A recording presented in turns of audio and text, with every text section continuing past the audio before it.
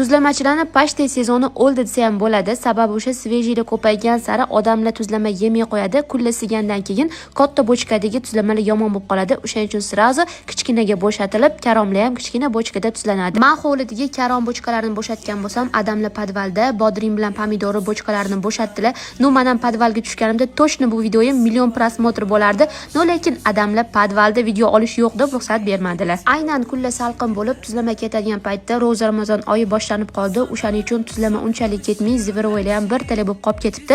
Oldingi yillari umuman yetmas edi. Karomlar uchun daji sotib olib foydalanardik. Karomlarni bo'shatib, suvlarini to'kib, hamma yoqni sipirib keyin bochkalarni yuvishni boshladim. Adam cho'tta hammasini toza yuvibsan deb podvaldan o'zlari bo'shatgan bochkalarni ham olib chiqib berdilar. Keyin ularni ham hammasini bitta qilib yuvib qo'ydim. Xudo xohlasa 2-3 oy dam olsak, keyin yana tuzlama sezoni boshlanadi. Bochkalar, bonkalarni hammasini to'liq videolar, obzorlar, retseptlar olib sizlar bilan birgalikda yopamiz, boshlaymiz.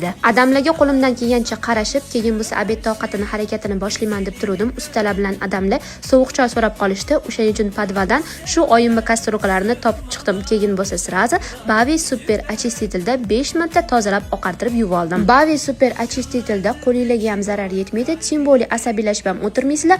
O'zi chiriklarini ketkizib tozalab yuvib beradi. Kucham ishlatib o'tirmaysizlar. Oyimlar kastrulkani ishlatmayotganlarga yilla bo'lgan ekan, bilmaganligim uchun bahonada yengidek bo'lib qoldi.